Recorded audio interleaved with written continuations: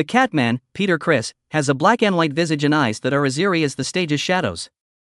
Beth's agonizing words were whispered by a shaking raw voice above loud drumming that echoed across the arena. Kiss, the silent soul of an empire, was once mistakenly believed to be only the drummer. Without him, Beth and Kiss as we know them today would not exist.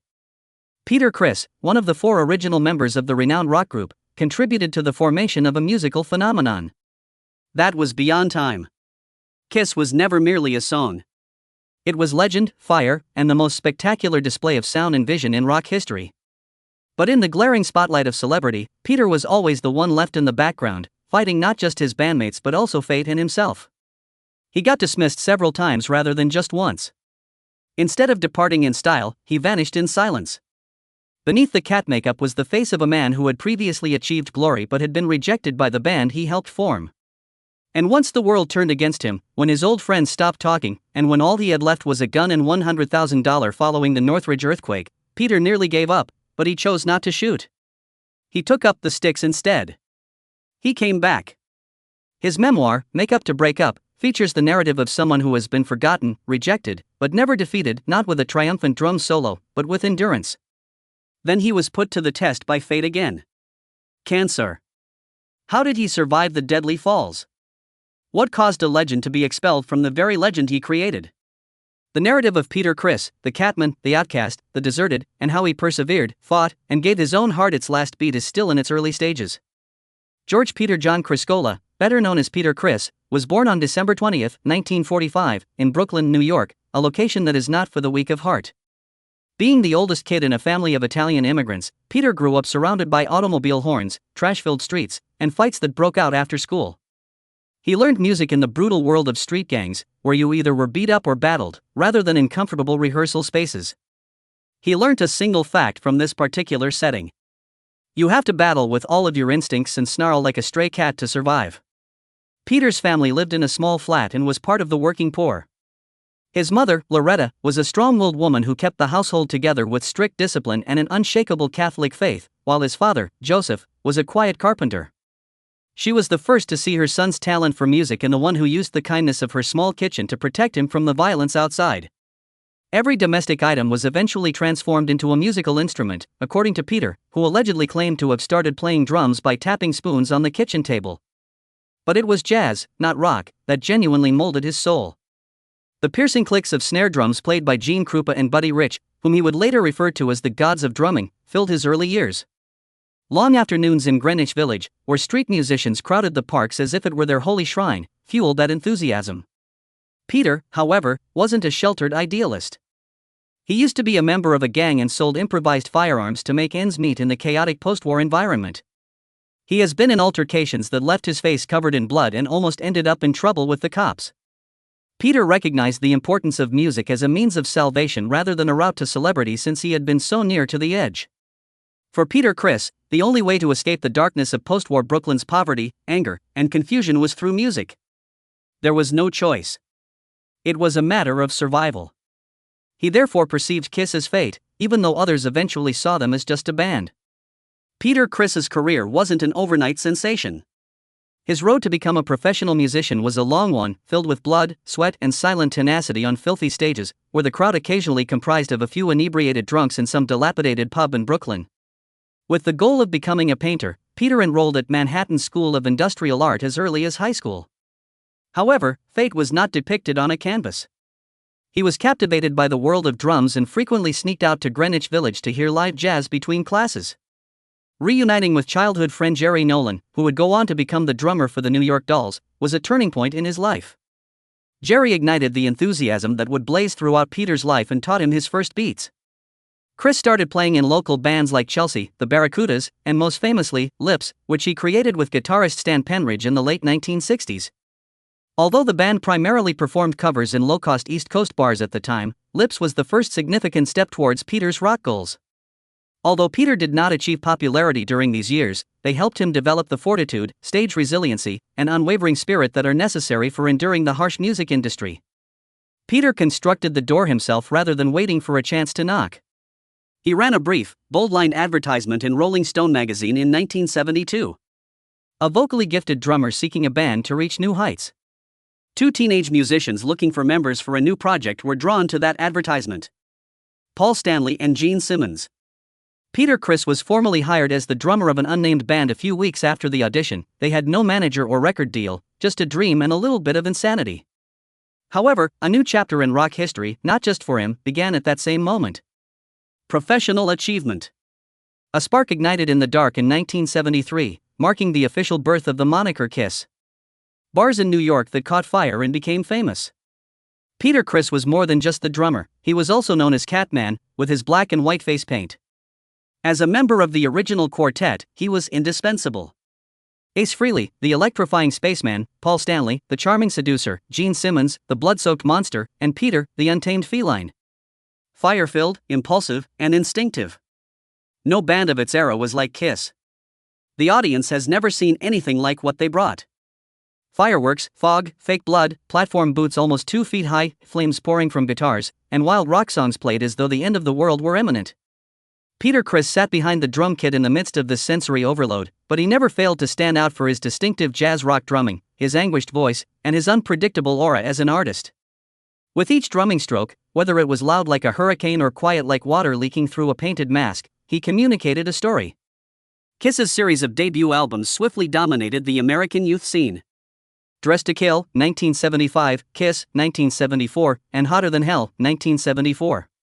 However, the band didn't really take off until Destroyer, 1976, partly because of the surprise ballad Beth. I hear you calling, Beth, but I'm not able to get home at the moment. Peter's voice touched the listeners' hearts with those first few words alone. In the midst of Kiss's world of fire and glitter, Beth is a simple, melancholic love ballad that was inspired by Peter's own troubled marriage. Was the voice of a musician who gave up everything, including his loved ones, for music because he loved it so much. Not only was Beth Kiss's first Billboard Top 10 single, but it also demonstrated that real individuals with real injuries were hiding beneath the makeup. Kiss released several seminal albums after Destroyer, including Love Gun in 1977 and Rock and Roll Over in 1976, which marked the band's heyday. In a flurry of sound and spectacle, Peter was the one who opened the concert with Black Diamond and ended it with Beth, the reserved soul. He distinguished himself from the other drummers of the day by combining jazz, swing, and classic rock in his drumming approach. Although he wasn't the most technically proficient drummer, Peter was the only one who could add heart to the drums. He sighed, leaving his sigh in a sea of screaming. However, fame doesn't last forever. Cracks were emerging under the chart-topping hits and painted masks. The most eccentric of them all, Peter, would be the first to be forced out of the spotlight. However, that is a tale for another chapter.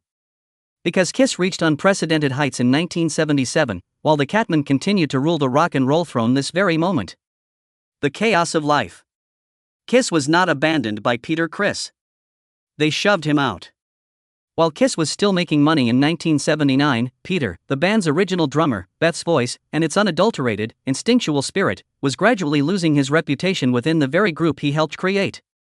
Peter became more and more alone as a result of his long-standing conflicts with Gene Simmons and Paul Stanley, artistic disagreements, unpredictable behavior in the studio, and his developing alcohol and cocaine addiction. He was unable to complete several gigs, and other people played drums on recordings in his place. His face remained on the cover when Unmasked, 1980 was released, but his drumming was absent from the record. He had gone from being a co-founder to a shadow. Then there was the vehicle collision. He was terrified that he would never drum again after a terrible crash that broke his right hand. His personal life fell apart, his work faltered, and his fame fell.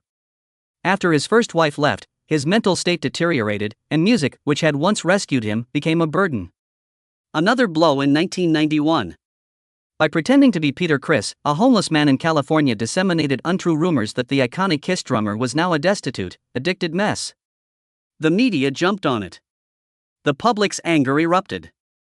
In order to recover his identity, Peter was compelled to appear on the Phil Donahue Show and face the imposter directly. He wasn't upset. He was devastated.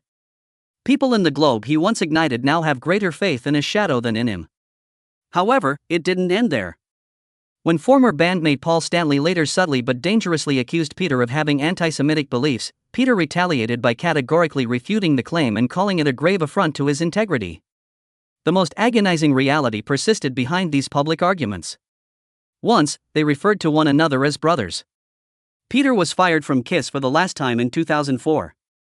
There was only a phone call that he was too elderly, no formal meeting or farewell.